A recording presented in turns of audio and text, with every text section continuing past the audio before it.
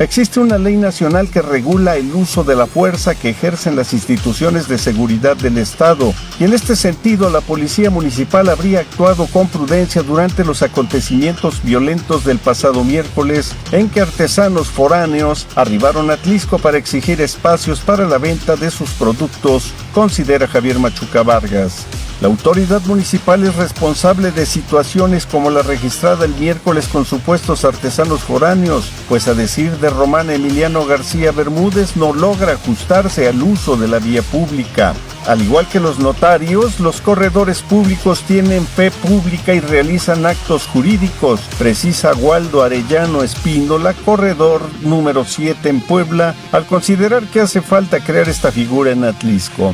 El auge en que se encuentra el mezcal es oportunidad de empleo para mujeres emprendedoras que han podido hacer empresa en Atlixco con la producción de sus derivados. Esmeralda Salazar Flores y Alondra Ocotl Coaya destacan que este grupo de emprendedoras atlixquenses son especialistas en alimentos y elaboran mezcalinas de alta calidad. Ponen en marcha en Atlixco servicio de terapia breve para atender problemas de ansiedad, depresión, adicciones, suicidio e hiperactividad, entre otros. Su instructor Silvino Romero explica que la terapia breve es un modelo de investigación alejado de la terapia tradicional. Uno de cada 39 niños en México tiene un grado de autismo. Carolina Herrera Huerta, licenciada en Educación Especial, habla de este trastorno en niños de Atlixco. La importancia de la protección civil en entrevista de Javier Cerón Salazar con el perito Jorge Hernández Anguiano. No te vayas, quédate con nosotros. Somos Altavoz Sin Línea.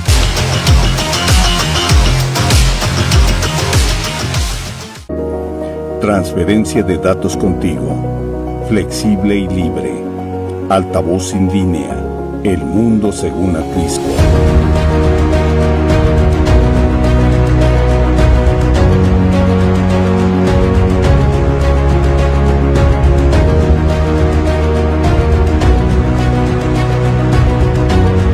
Con Adriana Romero, Liborio Ramírez, Javier Cerón, Abel Cruz y Héctor Estrada.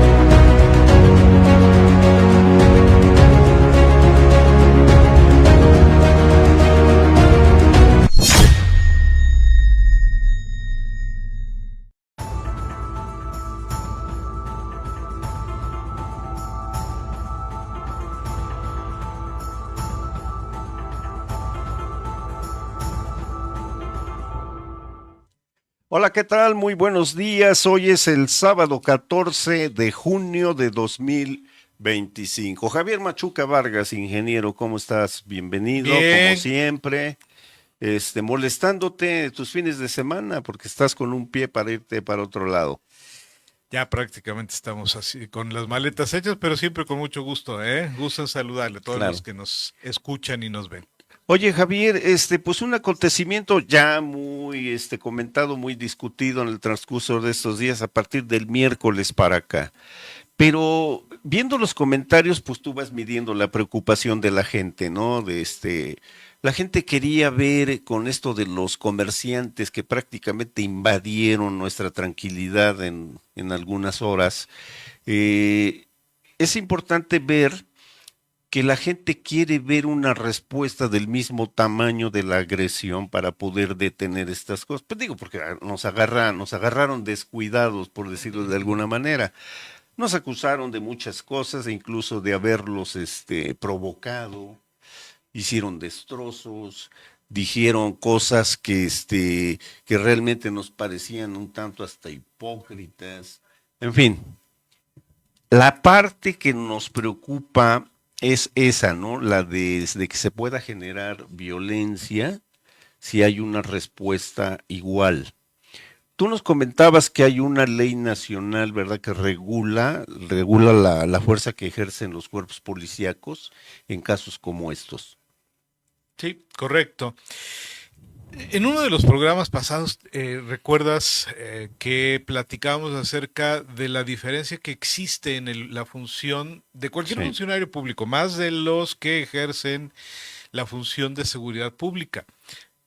Y entre un ciudadano y un funcionario público, la diferencia es que el ciudadano puede hacer todo aquello excepto lo que no le está permitido, es decir, lo que le prohíbe por ley. Claro. Eso habla de las libertades y incluso tiene garantías, ojo, ¿no? En estos Ok. casos también tiene garantías.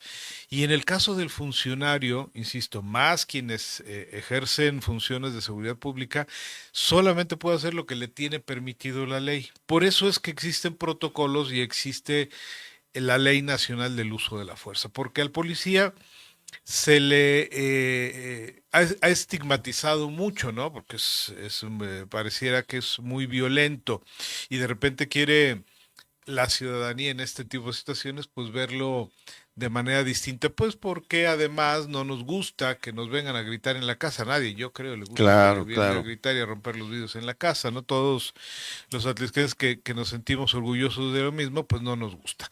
Sin embargo, la policía tiene que seguir justo esos protocolos y seguir el nivel de conducción de sus funciones a partir de esta ley y a partir de estos protocolos, ¿no? Entonces, Claro. es por eso que en principio no vimos desde mi punto de vista, una gran presencia de la policía, porque si solamente por alguna razón vieron dos uniformados, uno de ellos el secretario, y se sintieron agredidos y comenzaron agredir, ¿no? Sin que ellos respondieran a la agresión, que cosa que estuvo muy bien hecha, pues imagínate si hay más uniformados, ¿no? Ok. Oye, Javier, entonces, la reacción fue prudente. ¿Tú crees que el director, que es al que se le fueron encima, perdón, conozca estos protocolos? Debemos de conocerlo quienes nos dedicamos a la seguridad pública y yo creo que con más razón el secretario, ¿no? Porque son parte de la capacitación que reciben los policías. Te voy a poner un ejemplo. Hay varios ejemplos en la historia que nos dice lo que sucede cuando la policía entra para un desalojo, para desalojar una vía pública, entonces que por cierto, si se dan cuenta, cada vez es menos frecuente, ¿no? Cada vez se Así es. permite más las manifestaciones. Es polémico, desafortunado, afortunadamente, pero sucede cada vez menos. Pero cuando ha habido este tipo de situaciones, pues vemos el que recordemos el caso de Chalchihuapa, ¿no? Es Que se correcto. decidió Sí. desalojar y bueno, pues se hizo todo un lío ahí, todavía gente en la cárcel. Entonces, el policía tiene que estar capacitado para esto, tiene que saber cómo actuar y por supuesto yo considero que ellos saben porque en una manifestación, por ejemplo, tú no puedes estar armado, ¿no? O sea, no se trata de repeler una agresión con armas de fuego, sino con la proporcionalidad que requiere el momento.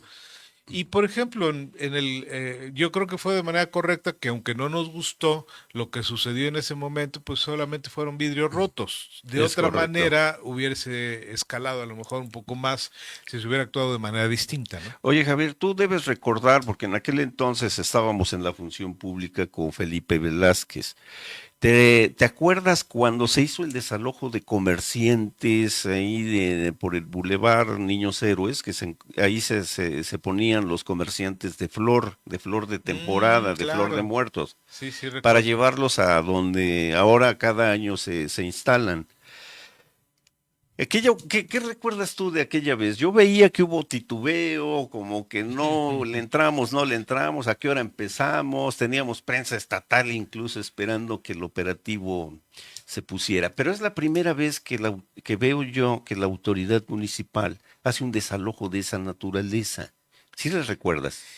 Sí, sí le recuerdo, sí hubo titubeo, sí de repente las cosas como que se querían salir de control y la verdad es que pues no era tampoco un grupo violento, ¿no? Eran Así es. comerciantes que Y conocidos, y, gente de y de Atlisco. aquí.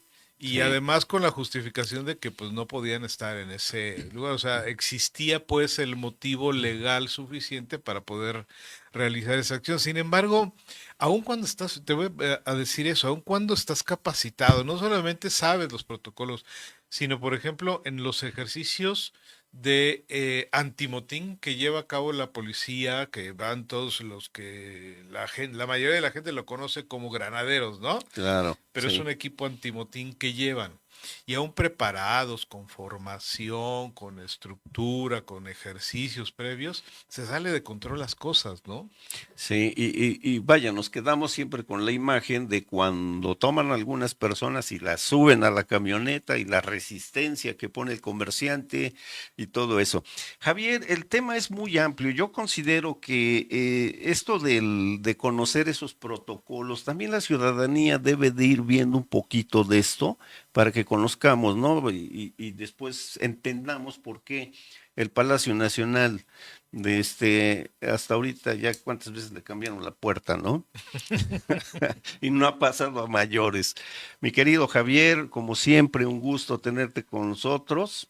Y pues vamos a estar pendientes de este tipo de actividades. Claro que sí, con mucho Javier gusto. Machuca Vargas, ex rector de la Academia de Formación y Desarrollo Policial Puebla, Iniciativa Mérida, General Ignacio Zaragoza. Con gusto. Buenos días, mi Javier. Que tengan muy buenos días. Gracias.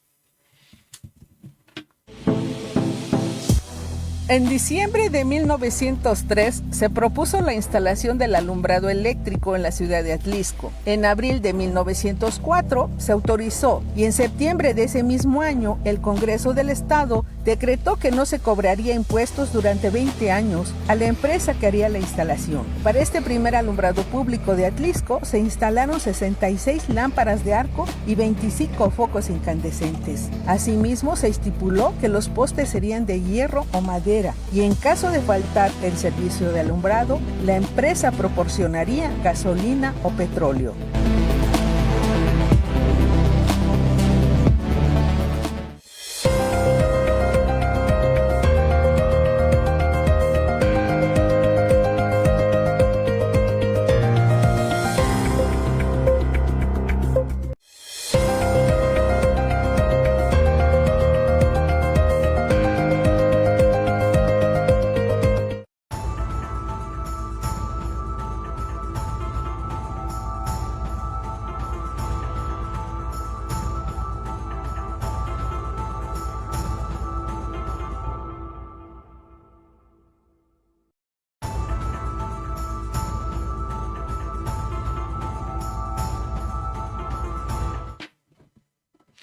Licenciado Román Emiliano García Bermúdez, abogado, una de las personas más aplicadas al tema de mercados, tianguis, vía pública y todos estos temas tan interesantes. Licenciado Román, bienvenido, un gusto saludarte. Muchas gracias, Héctor. ¿De qué crees que vamos a hablar?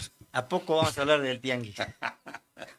Ay, mi estimado Román, con estos acontecimientos del día miércoles sucedidos, con esta invasión, digo, yo no puedo verlo de otra manera, esta invasión de comerciantes artesanos que dicen ser artesanos. De otros estados. Sí, con estos hechos, con lo que yo me quedé es con una declaración de la presidenta municipal con un tono enérgico, en el que estaremos en guardia, custodiando nuestra ciudad, nuestra integridad física, algo así. Palabras más, palabras menos, pero creo que nos queda de ver con relación a los detalles de la negociación. Digo, yo no sé si de ayer para esta hora se ha informado otra cosa. Sí, mira, Héctor, yo creo que para emitir una opinión, pues hay que medio saber. Claro. Y yo me he interesado en esto precisamente porque el problema lo tenemos en el lugar en el que yo vivo y en el que viven más de 4,000 familias. En la 11. Sí, son 33 manzanas, la 11 Poniente, digo la colonia Álvaro Obregón. Entonces, mira, yo creo que el comentario tendría que ser ¿cómo surge esto? Claro. En una mesa distinta, una persona, Chava Torres, no sé si lo conozcas, Sí. él trabajó en el ayuntamiento y además también sabe de esto. Claro. Hacía el comentario que esto lo propició una administración panista, otorgando mediante una minuta 4 espacios precisamente a esas personas. Entonces, ¿qué es lo que pasa? Él mismo hacía el comentario Sí. de que ahora, bueno, pues se les quería retirar ese permiso. Ok. Aquí la situación, Héctor, es que la vía pública no se negocia. Exactamente. Ni se vende, ni se embarga, ni prescribe, ni te da ningún derecho. precisamente porque es la vía pública. Entonces, en comentario de tu servidor decíamos que, vaya, está perfecto, ¿no?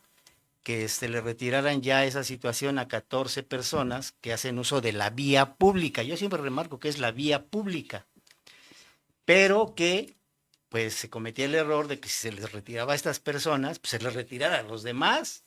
Claro. Porque esto sucede como sucedió cuando inició el Infonavit con las unidades habitacionales, en las que decía la gente, oye, ¿cómo le dieron un departamento a fulano de tal si tiene casa en el Cristo y ya ahora le dieron un departamento? Mientras tú cumplas con la ley no distingue y se tiene que aplicar de manera pareja para efectivamente todos los ciudadanos, lo que sucede en el presente caso. Si a estas personas se les iba a retirar, pues que se les retirara a todos los demás. Claro. Porque imagínate, nada más está, por ejemplo, el reglamento actual, que me parece todavía no entra en vigor, el título es Reglamento de Centrales de Abasto, Acopio, Tianguis, Mercado y Comercio en Vía Pública. ¿Y que el comercio en la vía pública y el tianguis no es lo mismo? Claro. Porque no nos han dicho el tianguis dónde se desarrolla, pues se desarrolla en la vía pública. En todas partes del pues país. Entonces, ¿por qué entonces hacen esa diferencia entre tianguis y comercio en la vía pública si es lo mismo? Exactamente. Entonces, imagínate nada más ese problema nosotros, y yo, por ejemplo, he dicho en las oportunidades que nos han dado, como ahorita tú, que para todos aquellos que estén a favor de eso, pues ¿por qué no platican con sus vecinos de alguna colonia y se los llevan para esa colonia? ¿Por qué necesariamente tiene que ser la colonia Álvaro Obregón, que ya tiene más de 40, 50 años? Y algunos de los vecinos, yo podría decir que incluso ya tienen hasta vocación comercial. Sí, ¿no? sí. Sí, es correcto. Fíjate, todo esto, igual hay la crítica de que comercio establecido ya hacen uso de la vía pública, Sí. pero es consecuencia de lo mismo. Imagínate que tú como comercio establecido tienes una competencia desleal porque están y te tapan tu fachada, la banqueta que precisamente permite el que puedan ver que tú existes, y venden lo mismo. Es correcto. Entonces el comerciante establecido, pues lógico, dice, pues yo también hago uso. Si a estos señores que no contribuyen en nada y si nos vienen a crear problemas, pues yo también. Sí, esto de los mercados y el tianguis es una problemática multifacética, ¿no? Tiene muchos, muchos ángulos para poder observarla, poder ir concluyendo algunas cuestiones con relación en la búsqueda de soluciones, pero mira, tiene 40 años, por lo menos de que yo recuerde, en los que he visto mesas de negociación en las que se sientan los líderes de entonces, algunas organizaciones incluso ya hasta desaparecieron, pero la problemática continúa y Claro. sigue y sigue. Pero también al mismo tiempo te das cuenta que no nada más es un asunto de la autoridad municipal, sí, falta voluntad política por todos lados, sí, en el que pues se puedan poner de acuerdo. Hay mucho chantaje también. Porque ves en esas mesas en las que yo recuerdo que salían diciendo o ponían lo primero que ponían en la mesa era, es que nos vas a quitar el pan de la boca, ¿no? Y se tiraban al suelo, uy, pues, y te mataban el gallo ahí, ¿no? Sí. Porque decías, no, pues, ¿cómo? O directamente, si tú espetabas algo en ese momento, te decían, pues usted por qué no tiene ese problema, usted por qué trabaja en el ayuntamiento, usted por qué es periodista y le dan su chayote, ¿no? Tiene forma de sobrevivir. Román, yo he platicado con algunos, no sé si tú recuerdes a Remigio Álvarez Linares. Sí. Estuve platicando con él sobre la experiencia que él tuvo en su momento. Dice, es que también es un asunto de que hay comerciantes, dice, desde entonces ya se ponían así, dice, de exigentes y de violentos. Claro. Y dice, y entonces cuando nosotros entrábamos a platicar, a discutir con ellos, terminábamos negociando uno a uno, dice, porque también tenemos comerciantes que necesitan estar en el lugar donde ellos vienen, de donde ellos vienen. Entonces, dice, nosotros ya teníamos un padrón en el que todos sus documentos de cada uno que vamos a mandar, por ejemplo, a San Martín Texmelucan, hasta carta de antecedentes no penales, ¿no? Dice, y ellos les pedíamos que nos mandaran a alguien igual. Entonces ese intercambio como que es una de las soluciones que tampoco resuelven concretamente, porque Claro. quisiéramos que el espacio, la vía pública en Atlisco fuera de los atlisquenses, Claro. ¿no? ¿Cómo ves eso? Pues mira, acabas de comentar todo lo que se comenta siempre. Sí. Vuelvo a repetir, la vía pública no está destinada para ello. Y eso es lo que se estaría haciendo. Nunca, claro. Sí. O sea, y es porque no acabamos con el problema. Sí. Imagínate nada más que un comerciante formal, no todos son propietarios de los locales, rentan. Así Y es. las rentas no son de 10 centavos. Entonces, imagínate nada más, y ese llamado tianguis ya está en abuso. O sea, Sí. hay giros que ya debieran ser formales, Así es. porque ya incluso hay gente que tiene puesto en el mercado, ahí sí, mercado. Es Y correcto. señalo Benito Juárez e Ignacio Zaragoza. Y tienen otro ahí, y también ya hay comerciantes establecidos que tienen, aparte de su comercio establecido, también un puesto en la vía pública. A lo mejor no en su lugar, pero sí en otro de los lugares. Y debo decirte, Sí. un espacio en la vía pública, el ayuntamiento lo aprovecha bastante, porque no creas que esa persona que está en ese espacio de la vía pública está siempre, no. Si tú vas un día, O sea, no es la misma. no es la misma persona, o sea, Ok. ese espacio lo ocupan varias personas. Ok. Entonces, imagínate nada más, Héctor, o sea, cada administración ha contribuido, en lugar de resolver el problema, a agravarlo. Y te voy a decir Sí. también aquí, perdóname que te interrumpa. Ya me interrumpiste Ya dos te veces. interrumpí 2 veces, pero es que si no, imagínate. No, adelante, adelante. Bueno, Está los bien. actos de autoridad son Sí. continuos. O sea, no se acaban porque ya se fue una administración y entra otra. Y esta otra, bueno, yo no tengo la culpa de nada. No, mi amor. Claro. O sea, estas situaciones son continuas. Así es. Porque imagínate nada más que se fue uno y bueno, eso hizo él, pero yo estoy entrando y yo no tengo ninguna... No, esto es como en materia laboral. Tú tienes una empresa que la vendes y el que la compra con todos sus problemas. Es No vas a correcto. dejar en el desamparo a los trabajadores Sí. de que ya hay uno nuevo y ahora no lo voy a reclamar, no. Entonces aquí yo he dicho que la responsabilidad la tiene la ciudadana presidenta petista que repite, precisamente porque ella nunca enteró a los atlisquenses cómo estaba el tianguis cuando lo tomó. Es correcto. Si ella hubiese dicho, hay tantos de tal lugar, tantos de tal lugar, tantos de tal lugar, tantos de tal lugar, y ella hubiese procedido a regularizar toda esa situación, regularizar en el sentido de no permitir más. O sea, heredó el problema, pero no lo está resolviendo o no está haciendo lo suficiente Y para todos han hecho lo solucionar. mismo. Todos Ahora, han hecho lo mismo. Román, el comercio ha invadido el centro histórico. Imagínate. ¿Sí? ¿No sería bueno ver el polígono, analizarlo y ver qué tanto lo han degradado con eso? Digo, porque tenemos un centro histórico, una zona de monumentos Sí. de 43 manzanas que tenemos que conservar. Y una de las formas de conservarlo es precisamente de ese problema. Así es. Cuidarlo de ese problema. Ojalá podamos, tú tienes el polígono del centro histórico para ver qué tanto ha sido invadido. No, Héctor, pero Yo sí lo incluso, bueno, incluso en el reglamento, en Sí. el que todavía está en vigor, que no ha sido cambiado, establece que Claro. de aquí para allá y que quiebre, que tantos Sí, sí, sí. metros y hace señalamientos. Ese es el polígono histórico. Sí. Pero ese polígono histórico, todas las administraciones se las han Todas, pasado por el Arco todas. del Triunfo. Sí, sí.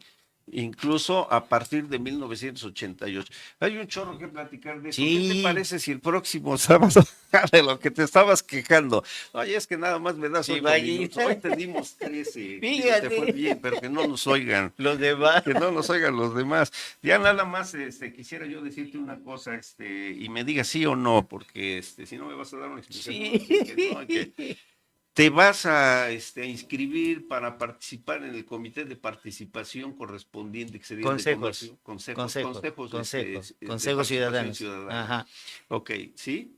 Pues, No. ¿para qué te vas a inscribir si no te van a considerar? Vale. Aquí quieren No. personas a modo. Ok.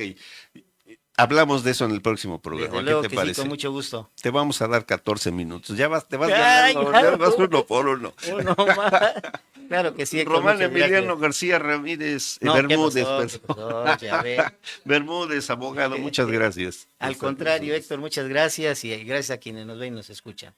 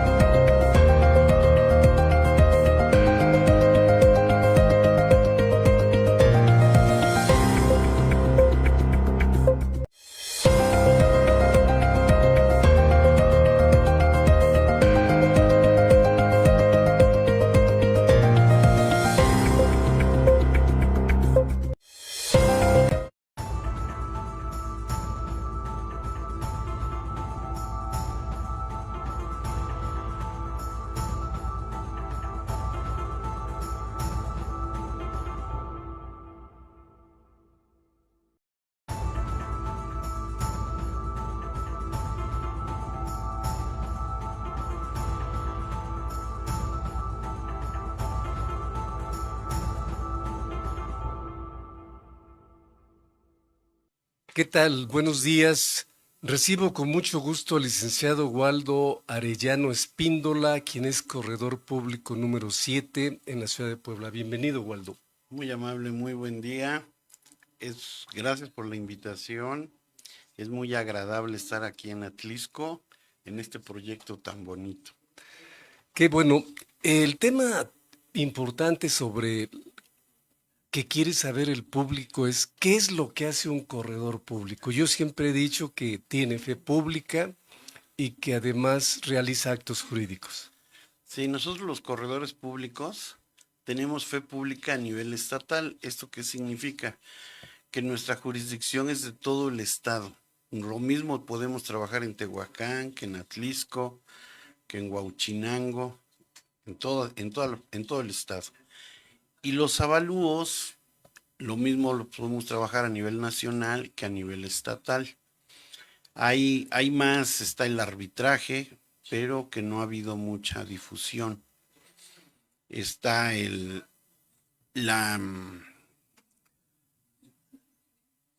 está la actividad del corredor público repartida para poder competir tanto con los peritos evaluadores como con los notarios y ser una opción en materia mercantil. Bien, y por ejemplo, ¿qué es lo que hace falta? A ver, yo he visto corredores como tú en la ciudad de Puebla, en la Ciudad de México, pero no he visto ninguno en Atlisco. ¿Por qué será? Porque necesitamos invitar a la gente de Atlisco, a la gente de Cholula, a la gente de Tehuacán, a la gente de Huauchinango, para que participe en los exámenes para corredores públicos. Y nosotros, desde la presidencia del Colegio de Corredores de Puebla, estamos dispuestos, primero que nada, a invitar a todos los abogados y a todos los estudiantes de las escuelas de derecho a que vean como una opción dedicarse a la correduría pública. Y la verdad, el hecho que nos den la voz en foros como este, pues nos sentimos comprometidos a invitar a los abogados y a los estudiantes de las diferentes escuelas de derecho a que vean como una opción los exámenes para ser corredores públicos.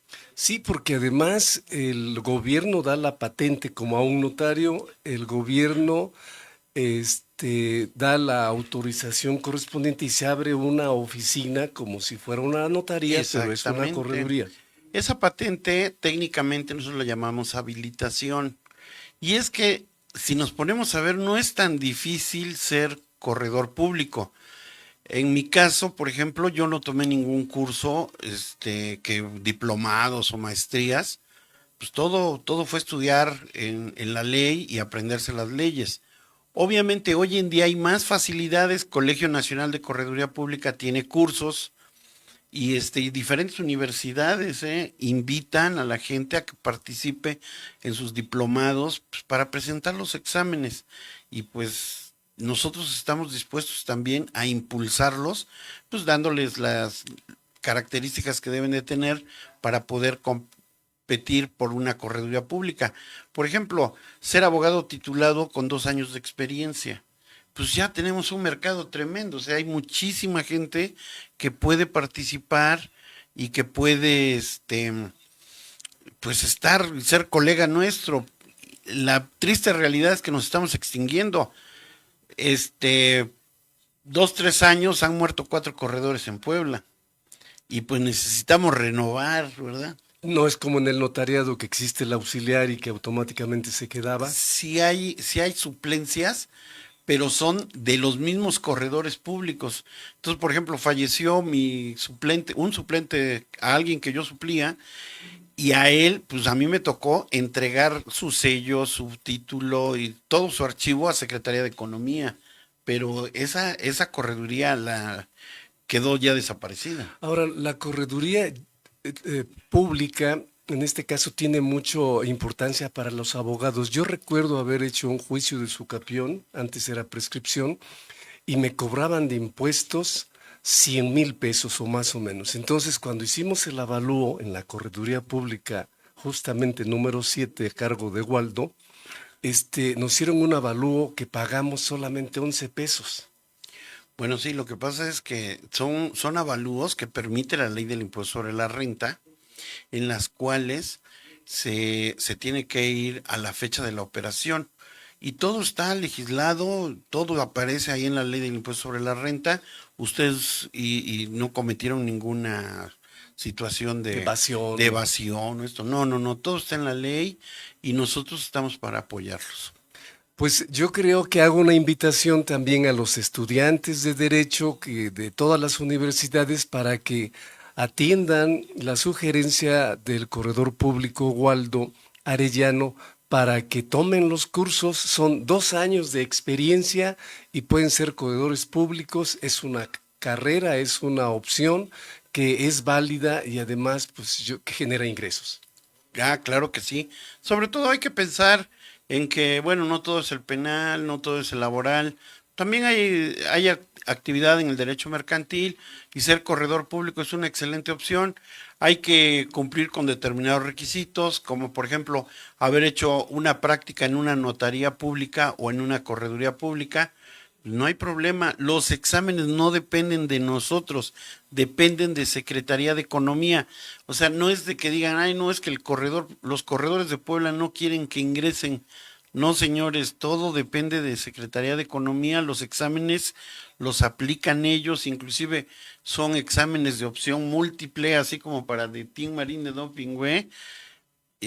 Señores, participen, los invitamos. Mi correduría pública, estamos totalmente anunciados en la red, y para servirles de forma personal, yo tomo las llamadas, y doy la información, porque soy presidente del Colegio de Corredores de Puebla, y pues es nuestra obligación que el gremio crezca, que el gremio se mantenga.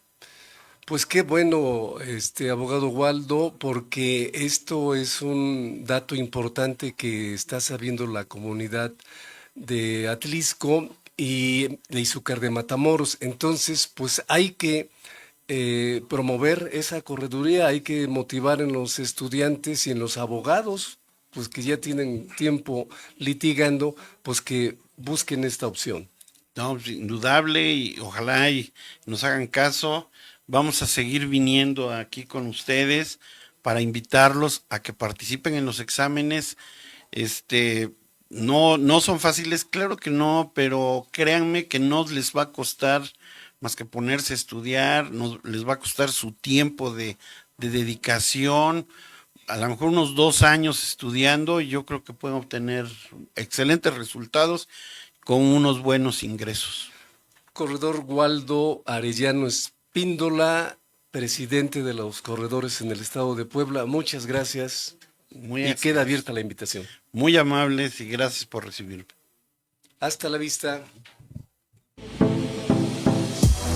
En Puebla se creó un ejército para defender el territorio en tiempos de la colonia, así como para mantener el orden social y reprimir posibles levantamientos, como sucederían durante la Guerra de Independencia. En 1773 se decidió establecer en Atlisco un cuartel de este ejército al que se llamaba Compañía del Batallón de Pardos Libres de Puebla, pues lo integraban pardos, mulatos y negros libres, quienes se distinguían por su valentía en la defensa de las ciudades y en la represión de los insurgentes.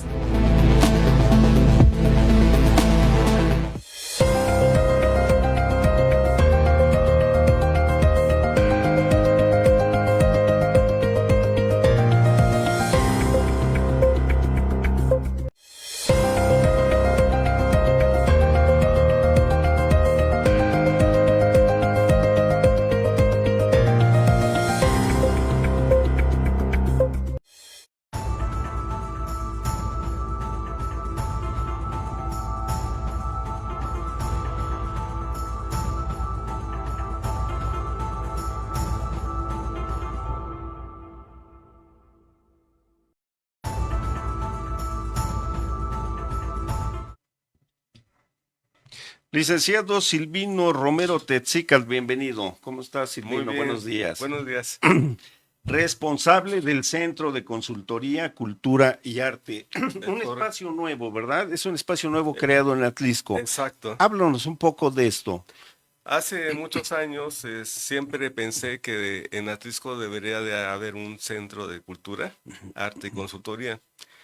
Soy egresado del Colegio de Filosofía y creo que desde ese punto de vista humanista necesitamos precisamente las artes, la cultura y la consultoría para que se abra y pueda tener, en este caso, la comunidad de Atlisco, un espacio de desarrollo, un espacio de comunicación, un espacio de interdisciplinariedad con para todos, y que se pueda poner esa como apertura en esas áreas, ¿no? En este caso de las humanidades y sobre todo de las artes. Pero nos ha permitido, nosotros lo abrimos el 22 de marzo, hace Apenas. Sí, está nuevecito. Es nuevecito. Y ya hemos encontrado algunas actividades como, por ejemplo, constelaciones familiares. Se han impartido cursos, se están impartiendo ahorita el curso de dibujo, el curso de italiano. Y la próxima semana va a haber un curso sobre cómo elaborar la tesis con inteligencia artificial. Oye, a ver, pero estamos hablando de grupos independientes, particulares, que están ocupando estas instalaciones. Es correcto, sí.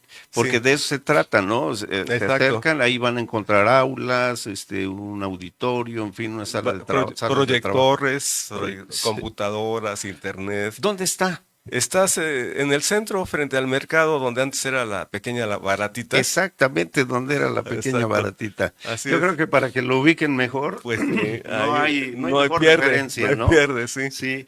Ahora, tú traes un tema ahorita con relación a lo tuyo, en esas sí, claro. mismas instalaciones, que es la terapia breve. Es correcto, sí. ¿Qué es la terapia breve, así a grandes rasgos? A grandes rasgos es la intervención con el consultante en cuanto a la percepción de su realidad. En la filosofía nosotros tenemos la cuestión de interpretar la realidad, etcétera, ¿no?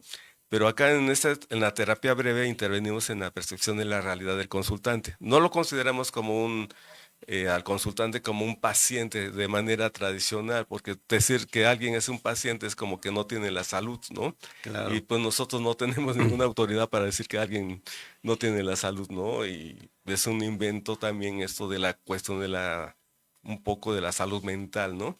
Y me refiero precisamente, hay un autor muy famoso que escribió un libro que se llama Más Platón, menos Prosat, que se llama Lau Marinot. En el año 2000 escribió su libro y hace un buen análisis sobre la psiquiatría, ¿no? La clínica. Pero en los años 60 y 70, un grupo de investigadores norteamericanos que se llama tratan de investigar por qué razón los psicólogos fracasan en las terapias, ¿no? Y se ponen a estudiar a profundidad, ¿no? Y da como resultado la terapia breve. Okay. Y terapia breve porque es 20 minutos nada más. No, ¿sí? Sí, no más. No más. O sea, aquí hay una parte que nos comentabas que la terapia breve se diferencia de la terapia tradicional. Así es. ¿Por qué? ¿En qué? Porque la terapia breve no le pregunta al consultante cuál es tu problema, sino cómo funciona tu problema, ¿no? Okay. Es una diferencia porque cuéntame tu problema, pues tendríamos horas y horas con el consultante, ¿no? Y finalmente los agotamos, ¿no? Y en la terapia breve no, sino cómo funciona tu problema, o sea, cómo es que se desarrolla, por ejemplo, tu adicción, ¿no? ¿Cómo funciona? Claro. ¿En qué momento dices, ya voy a echarme el trago, ¿no? O ¿cuánto tiempo lo haces, ¿no? Y entonces, ¿cuántas copas te echas, ¿no? Entonces, ahí estamos abordando el problema, ¿no? No etiqueta, No, decías. exacto, no, porque etiquetar, digamos,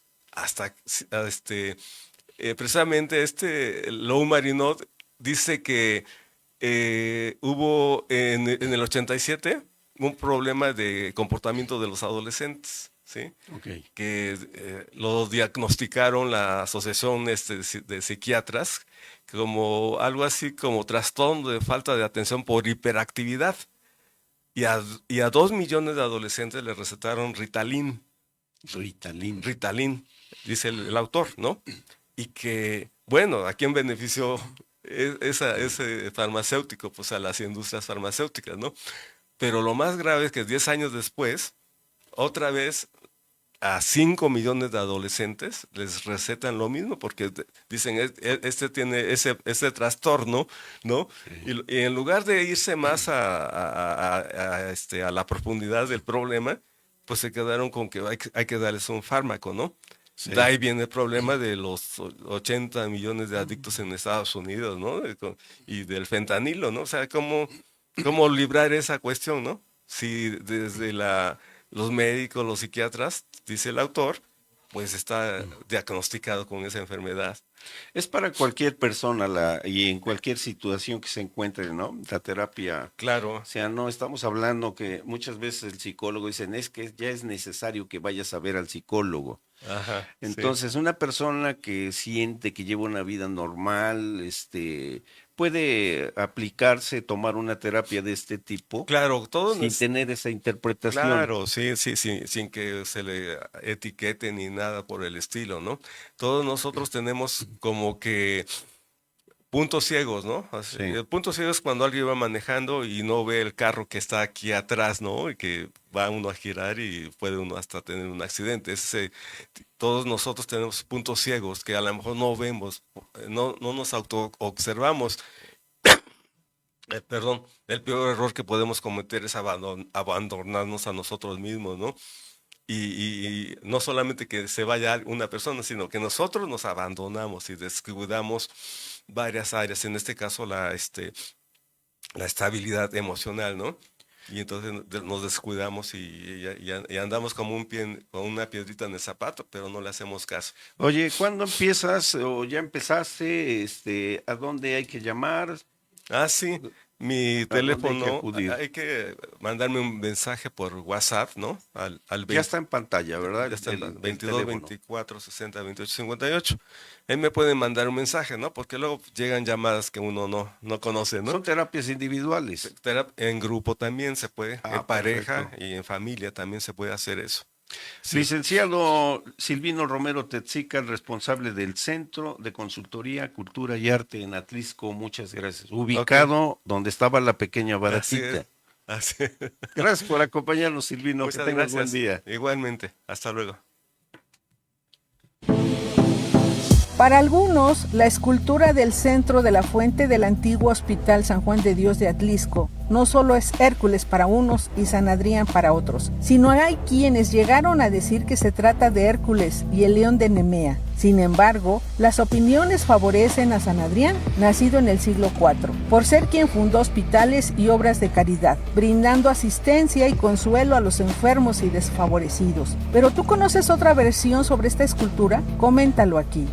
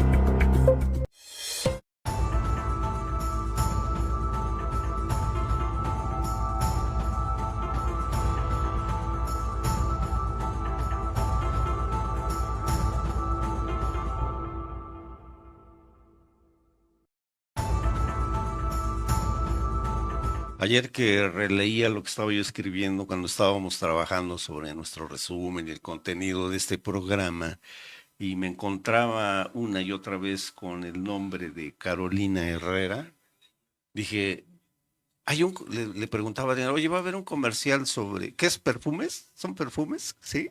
Ropa también, bronceadora. Sí, sí. Licenciada Carolina Herrera Huerta, licenciada en Educación Especial. Y nos acompaña también, viene acompañada de la licenciada Maricruz Casco Bueno, regidora de Grupos Vulnerables y Personas con Discapacidad del Ayuntamiento de Atlisco. Bienvenidas, buenos días. Buenos días. Hay un dato que metimos en nuestro resumen informativo, pero antes habíamos platicado, Maricruz, en el sentido de que antes era 1 de cada 100 niños, no sé en qué lapso se incrementó, y las razones, que precisamente de eso nos van a hablar un poco, en el sentido de que ahora es 1 de cada 39 que tiene ¿cómo se le llama? Autismo. Para el caso de Atlisco, licenciada Carolina, buenos días, bienvenida. Gracias. Le vamos a pedir que se nos acerque al micrófono, por favor. Ok, gracias. ¿Qué datos tenemos en este mismo sentido, con esta tendencia nacional? Bueno, aquí en el municipio de Atlisco, sí ha incrementado el número de alumnos, por ejemplo, en las escuelas, con esta condición de trastorno de espectro autista. Sí, hay, por ejemplo, como aclaración, anteriormente se conocía como autismo, síndrome de Rett, síndrome de Asperger. Okay. Hoy en día ya con el nuevo manual de diagnóstico ya se conoce como trastorno de espectro autista. Todos estos entran en esto, ¿no? Y esta condición, porque es una condición de vida, no es algo que se quite, no es algo que se pueda curar. Okay. Pues es para toda la vida, ¿no? O sea, como lo es una condición para toda la vida. Y lo que hemos notado nosotros a nivel educativo es que sí, cada año va incrementando el número de alumnos con esta condición. Y analizábamos y veíamos que es algo que ha existido, pero anteriormente no se hablaba, había muchos tabús. Los mismos papás no querían creer, y todavía hasta la fecha tenemos, ¿no? Que no quieren aceptar o entender la condición que puedan tener sus hijos, ¿no? No había los mecanismos que existen hoy para poder detectarlo, pero es un problema que existe desde siempre, yo creo, ¿verdad? Sí. Sí, es lo que también nosotros, o sea, a nivel educativo decíamos, bueno, anteriormente no había exactamente, no tantos estudios, tantas pruebas, cada vez vamos evolucionando, y creo que esto va haciendo que entonces conozcamos realmente si es en esta condición o algún otro tipo de trastorno. Maricruz, por cierto, este tema te hizo ruido a ti desde el principio como regidora del ayuntamiento y es tu primera iniciativa y creo la única aprobada, ¿no? Sí, a la fecha sí. Lo metimos el día 2 de abril, es cuando se ¿Qué viste? conmemora. ¿Qué veías? ¿Por qué dijiste vamos a presentar una iniciativa para que sea atendido este problema de manera seria, oficial en Atlisco? Pues porque sí es una condición de vida que sí tenemos y tenemos que visibilizarla, ¿no? O sea, Claro. cuando no la conoces, no la ves, pues no existe o aparentemente no haces actividades, no das acciones que te puedan pues ir llevando a mejoría, ¿no? A detecciones más tempranas, porque es lo que necesitan. O sea, la verdad es que entre más temprano se haga la detección, tienen una mejor condición de vida. Hay 3 grados de Sí. autismo y entonces yo creo que eso es lo que debemos de verlos, debemos de escucharlos, acompañar a sus papás, porque también no hay una enseñanza. Para empezar, en el 2016 fue cuando sacó la OMS y que en México era 1 de cada 100. Se supone que aumenta cada año un 17% y ahorita estamos en que es 1 de cada 39, pero no hay datos exactos. O sea, para empezar es eso, ¿no? No Exacto, tenemos sí. ni siquiera los datos exactos, las estadísticas de cómo estamos. No, y se están incrementando, ¿no? Las cifras en la medida en que más empeño se ha puesto o más atención se ha puesto en el problema.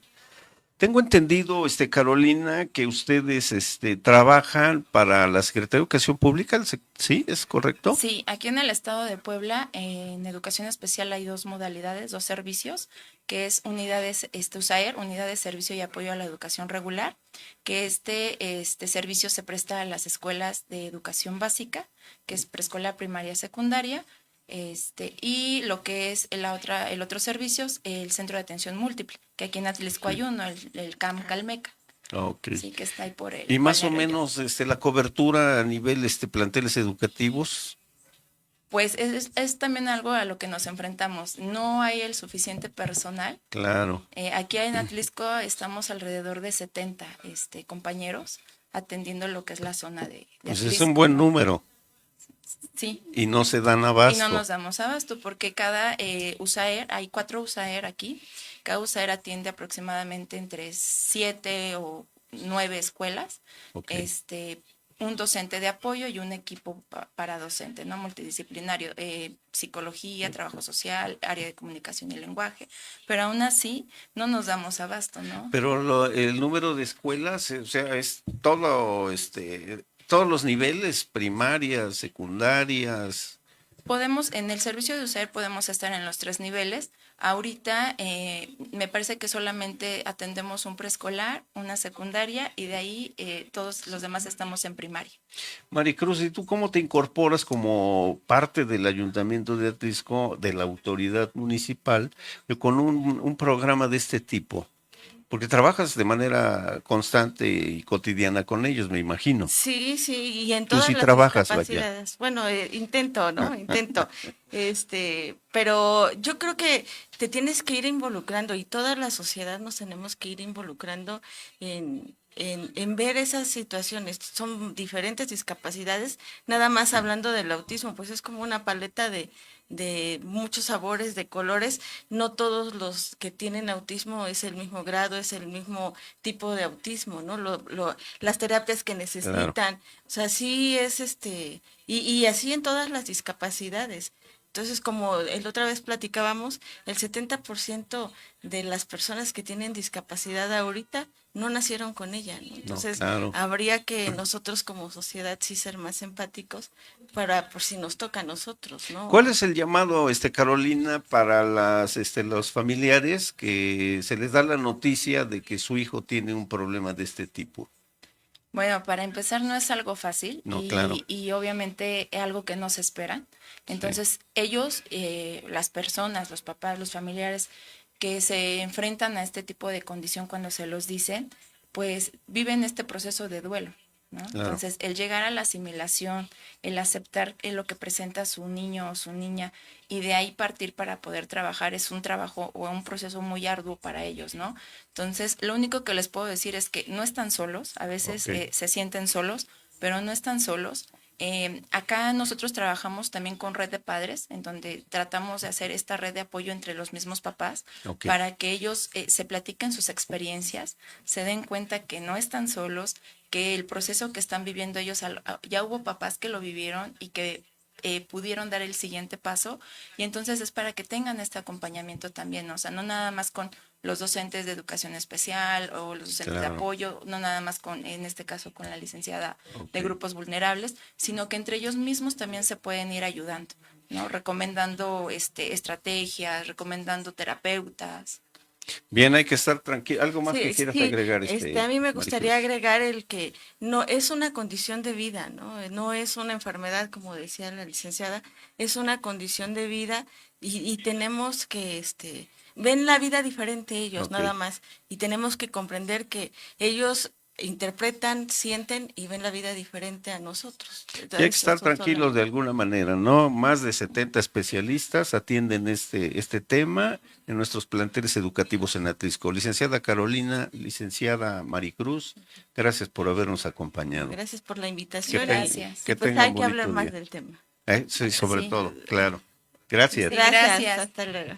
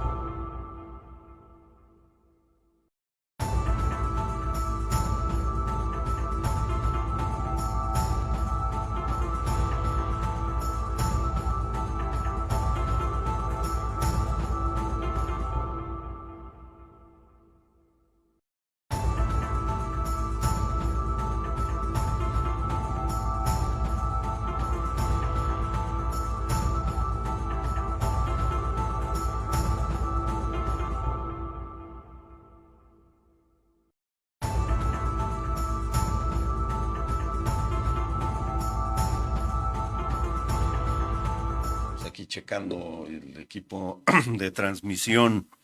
¿Qué nombre tan propio? Cuando me dijeron que esta empresa se llama Espada de San Miguel. ¿Por qué? Porque uno de los mezcales, ¿verdad?, que consumimos, ¿cómo se llama? Espadín. Claro, El espadillado. ¿Cuánta gente no conocemos el mezcal, que está de auge, ¿no? así es. Doctora Esmeralda Salazar Flores, integrante precisamente de esta empresa, Espada San Miguel, y ingeniera Alondra, ¿ingeniera o ingeniero? Ingeniera Alondra Ocut Coaya, integrante de esta misma empresa. Chelito Huelit, ¿cómo estás? También nos está acompañando aquí Chelito Huelit Flores, integrante también de Puras Mujeres. ¿Por qué Puras Mujeres en esta empresa, doctora? Bienvenidas. Gracias, de antemano muchas gracias por la invitación de estar aquí presentes. Es un privilegio para nosotras. Para nosotros también, ¿eh? Estar aquí. Y bueno, ¿por qué una empresa de mujeres? nosotros decidimos crear empleos para personas vulnerables, principalmente mujeres. Entonces, a partir de ello, somos 3 integrantes que también tienen como tal una ingeniería en la especialidad de alimentos. Es correcto. Entonces, con eso dijimos, bueno, pues hay que poner en práctica lo que hemos aprendido, ¿no? Claro. Porque aparte, pues damos clases en nivel medio superior y superior, y pues también lo impartimos con nuestros estudiantes y dijimos, bueno, ya esto está impartido con ellos, pero nosotros ¿qué hacemos, no? Sí, hay que generar también empleos. De ahí es que entonces surge la marca y pues dijimos, mezcal, ¿sí? No, pero Nosotros siempre buscamos... hay alguien, perdón, siempre hay alguien que dice, oye, ¿qué te parece esto? Que pues, si no, si le entramos a formar una empresa de este tipo, ¿quién fue? Bueno, Espera.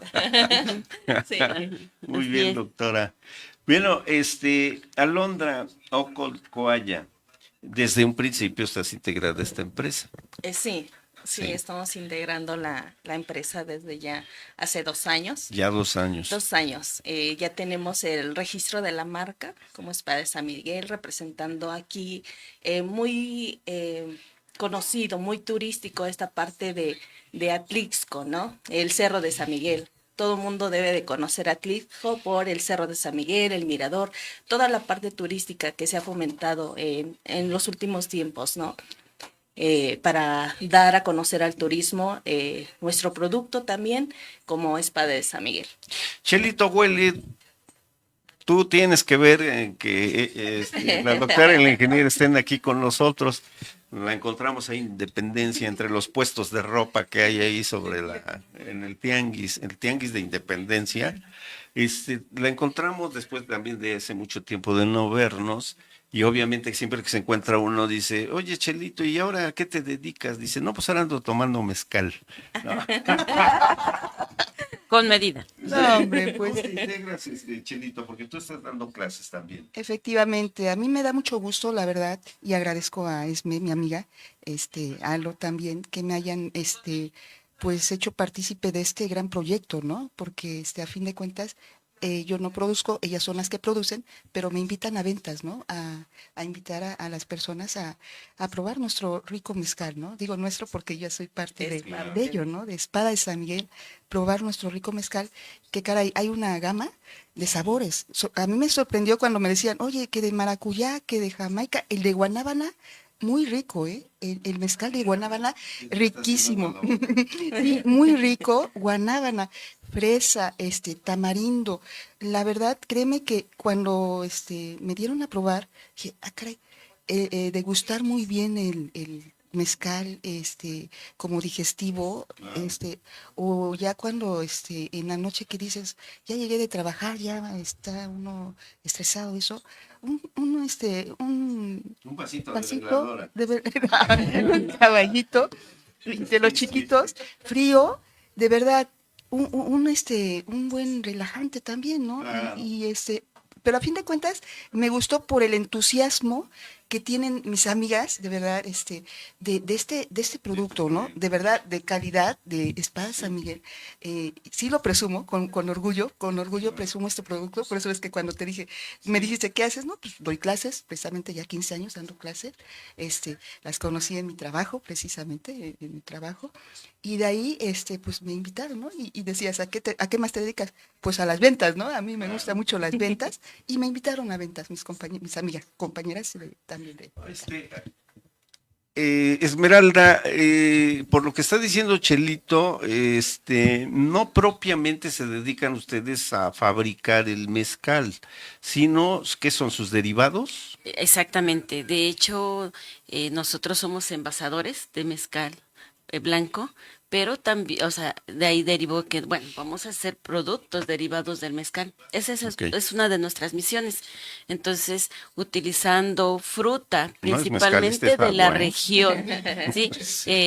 El maracuyá, todo lo que es maracuyá, tamarindo, guanábana, jamaica, fresa y zarzamora, que son los mezcales que ofrecemos, son productos hechos a base de fruta, 100% natural. No utilizamos ningún saborizante, son naturales.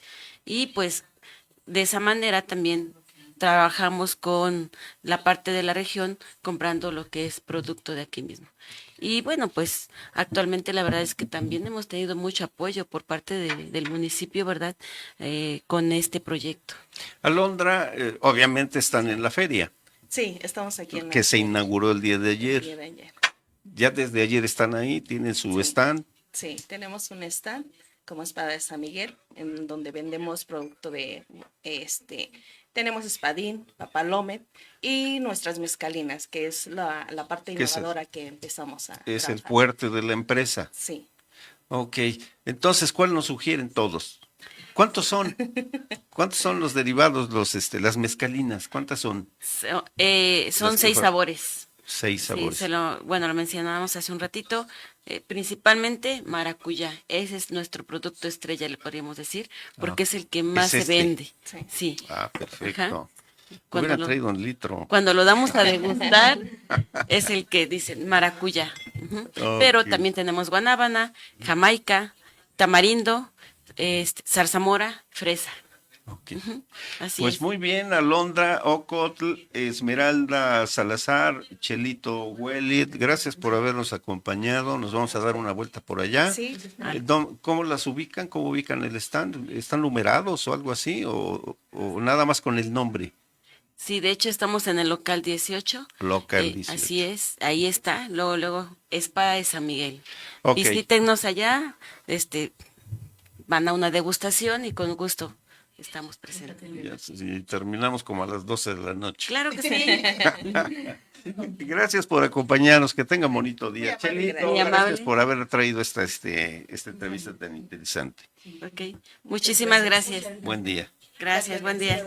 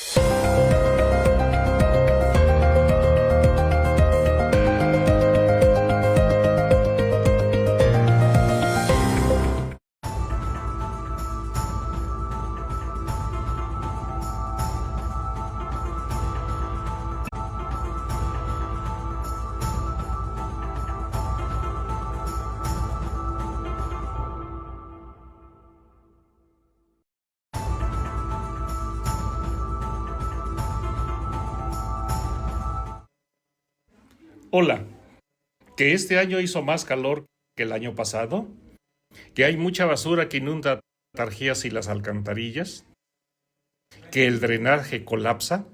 ¿Qué debemos hacer entonces o qué debemos prevenir? Entendemos por protección civil al conjunto de actividades que con apoyo gubernamental o de otras instituciones apoya a las poblaciones que habitan en zonas vulnerables o de riesgo para hacer frente a los desastres naturales o de otro tipo. También son un conjunto de personas que desarrollan y ejecutan actividades de protección civil en un determinado lugar, orientando las acciones a proteger la integridad física de la población y su patrimonio, previniendo sobre todo ante los efectos de los fenómenos naturales por venir o tecnológicos que generan siniestros. Está hoy aquí nuestro amigo y sobre todo perito en protección civil, Jorge Hernández Anguiano, con amplia experiencia en la materia educativa también, porque es egresado de la normal, con estudios de normal superior, etcétera. Y a quien damos la bienvenida y directamente le preguntamos, ¿qué es la protección civil, Jorgito? Bienvenido. Además también, ¿Cuál es la importancia de la protección civil? Adelante, maestro. Claro. Jorge y perito en protección civil. Pues hablar de la protección civil es muy amplio, pero vamos a hacer rapidito una serie. Se crea esta, pues, materia de la protección civil después de la Primera Guerra Mundial, en los años 1800. Posteriormente, aquí en México se crea después del sismo del 85, en 1986, y pues relativamente los que nos traen toda esa materia son los japoneses. Vienen de Japón, fundan por ahí un pequeño oficina donde ellos realizan el Consejo Nacional de Prevención de Desastres. Ahora ya le llamamos Protección Civil y Gestión Integral de Riesgos, va modificándose, pero es una de las materias muy importantes donde ahora en todo lugar, desde una comunidad, una ranchería, hasta el municipio, el estado, el país y a nivel internacional, es una de las partes importantes porque esa materia es la que hace que en general pues, midamos los riesgos, ¿no? Yo quiero hacer noción que ahorita en esta temporada tenemos, a partir del 15 de mayo que se iniciaron las lluvias, vamos a tener bastante agua. Ya lo hemos dicho a través de diferentes medios, porque va a terminar el mes de noviembre. Yo ahorita acabo de llegar de Poza Rica y allá en Poza Rica está sin llover. Quieren el agua porque pues allá tú sabes que la gente vive del campo también, en local. Es muy hermoso los valles, todo, Sí. pero un calorón que no lo aguantamos. Y acabo de llegar en la noche y aquí unos aguaceros, unas lluvias tremendas. O sea, ¿qué es lo que está pasando? Nuestro país está cambiando, ¿sí? En donde relativamente, pues, la gente pues, no lo valora cuando ya ve el desastre realmente que le está pasando. Sí es importante que nosotros actuemos, tengamos un plan familiar y planeemos en nuestra casa. Oye, si mi casa tiene un riesgo, ¿qué voy a hacer? ¿Dónde voy a hacer? ¿Qué es lo que debo de tener?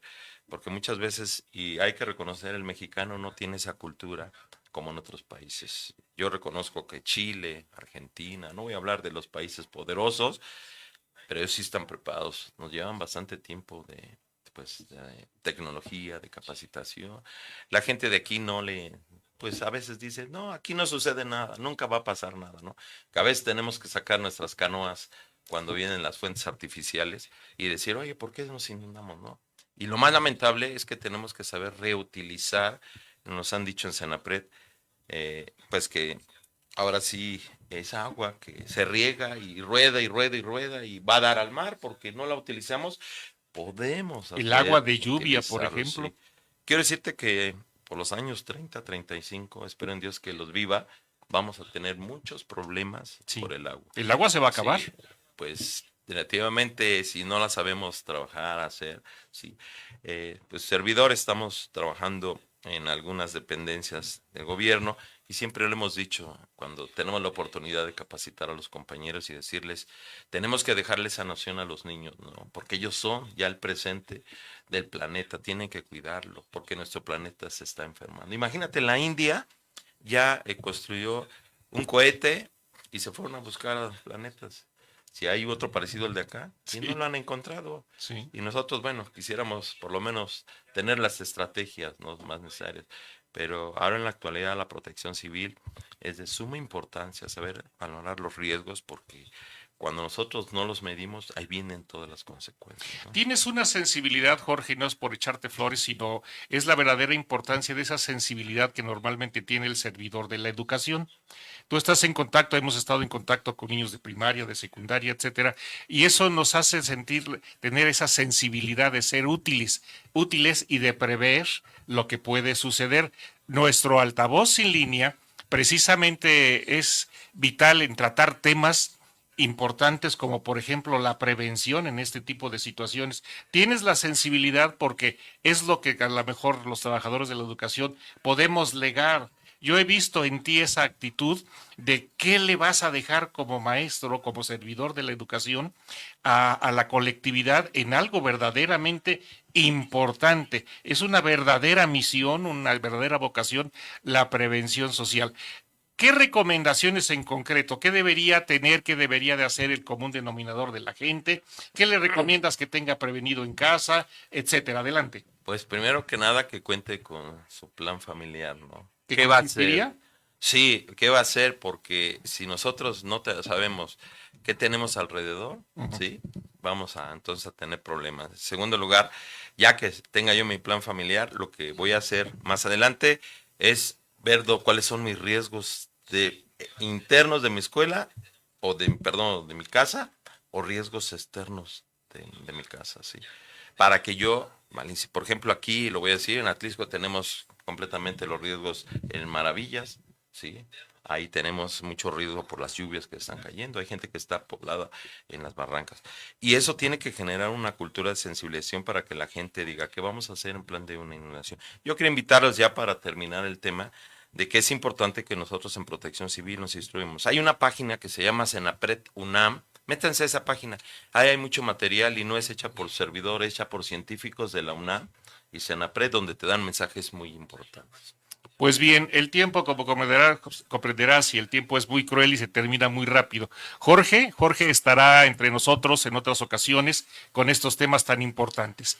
Altavoz sin línea no desea, cambiando de tema, no desea pasar el Día del Padre sin felicitar a todos los que lo son, y a nombre de los integrantes de Altavoz, reconocemos que ser padre también es una noble misión y es muy digno y muy honorífico tener los hijos y ser los padres que somos para nuestros propios hijos. Altavoz sin línea expresa felicitaciones a todos los papás que nos ven y a todos en general. Soy Javier Cerón Salazar y los invito a vernos el próximo sábado 21 de junio.